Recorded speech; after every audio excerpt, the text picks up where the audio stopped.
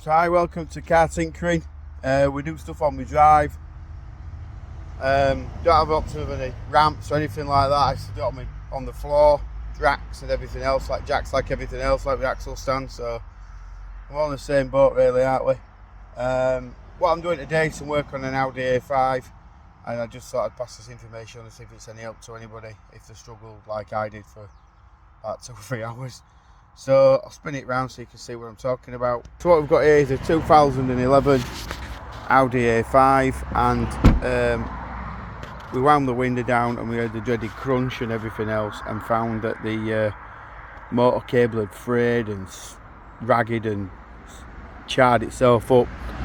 So I swapped that over. Relatively easy job. I'll just and then what you have to do is take this off. So you take this trim off, get some trim tools. You can take that, there's some screw in there. This is a little bit of a pain to get off, but you need a trim tool to probably pop this out that damage in your car and pull that off. Then there's a multi-plug there inside a box. We'll get to that in a minute. And then you can screw under there for your door card, pop that off. And then you've got down at this side, there's a bolt. There's one up there, one there and one there. You can unplug your motor, which is about here. Pop your clip off, take the 3 screws out so you're not going to lose anything. Take that off. Then when lift your glass up and take your glass out and put it somewhere safe. It's better to do it like that. Then when you get your new motor, try find one that looks like an OE one. I'll find a link in the description with the one I bought one from a company. It was spot on. As you can see, it works. It's really good. So it's I found it all right for this car. This is a right hand side one, driver's side, but it always says right hand side, and you're never sure if they mean right from looking at car or sat in it. I prefer offside and near side, but never mind. It's right hand side one, this one. There's a little bolt at the bottom, and you must adjust it to the same as the OE one. So measure it, and then when you come to put this bottom thing in here, just twiddle it till it's the right length, and I think it operates the glass so it sits against the side of the car. I presume that's what it's for, to keep it level. So once you've done that, I plugged it all in, and I thought, right, great, it's just going to work straight away. I went for the window switches like you do, and it just went down. Pressed it stopped, pressed it stopped. So I started looking online, up and down, locking this, pressing that.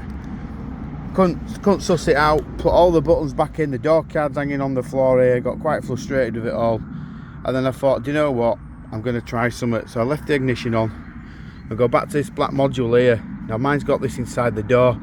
I unplugged the door card, I unplugged the power lead to it, which is 2 thick wires, all they're all multi-plugs, and I unplugged the mirror, everything. I left it for about 2 or 3 minutes.